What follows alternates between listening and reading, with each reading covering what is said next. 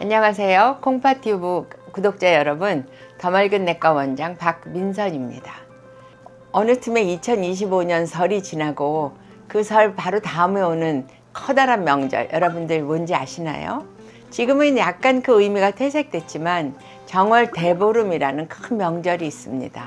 정월 대보름에는 우리가 전통적으로 특별한 음식들을 먹는데요.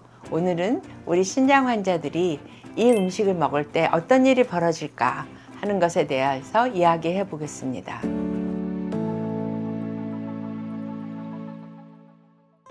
그 중에 첫째, 우리가 특별한 밥을 먹어요. 그 밥은 오곡밥, 콩에 있는 단백질, 그 다음에 여러 가지 잡곡에 있는 미네랄 등을 다 같이 섭취하기 위해서 만든 아주 훌륭한 음식이에요. 그런데 우리 환자분들한테는 조금 주의해야 될 일이 있어요. 통곡물의 껍질, 그 다음에 콩, 팥 이런 데에는 인의 농도가 매우 높고 칼륨의 농도도 매우 높아요. 그래서 신장이 나빠진 환자분들한테는 우리가 잡곡밥 대신에 흰밥을 드시는 게 훨씬 더 건강에 좋습니다. 그 두 번째는 나물이에요. 그래서 우리나라 대보름에는 원래는 묵은 나물을 먹는다고 하는데 사실 그런 나물들이 생거로 있을 때는 칼륨의 농도가 매우 높아요. 칼륨이 농축되어 있는 걸 거 아니에요. 물기가 없어진 거니까. 그래서 그런 것들을 우리가 물에다가 밤새 불리고 그 다음에 삶아서 데쳐서 꼭 짜서 먹거든요. 오히려 묵은 나물들은 신장 환자들도 비교적 건강하게 먹을 수 있어요. 우리가 불엄이라 하면 껍질 땅콩, 껍질 있는 호두, 잣 이런 것들을 전통적으로 많이 먹었고요. 최근에는 뭐 피스타치오니 아몬드니 또는 피칸이니 이런 여러 가지 외래에서 들어온 견과류도 많이 먹지요. 더군다나 아몬드는 슈퍼푸드라고 그래서 보름에만 먹는 게 아니라 평소에도 많이 먹잖아요.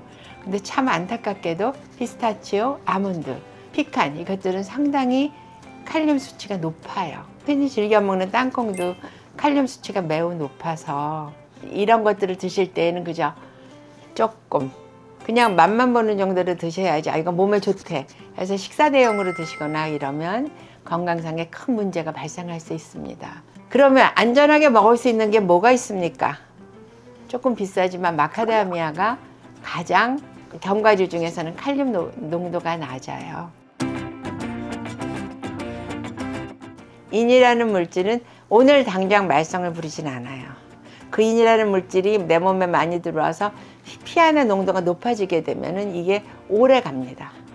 그래서 그런 게 자꾸 쌓여서 인 농도가 올라가면 혈관이 석회화돼서 아까 오는 그 혈관의 문제가 장기간으로 올 때는 일어나는 것이고요.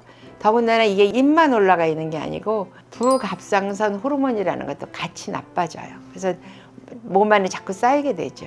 그럼 이거는 인의 농도를 더 올리면서 서로 나쁘게 상승작용을 하거든요. 칼륨이라는 물질은 지금 당장 올라가잖아요.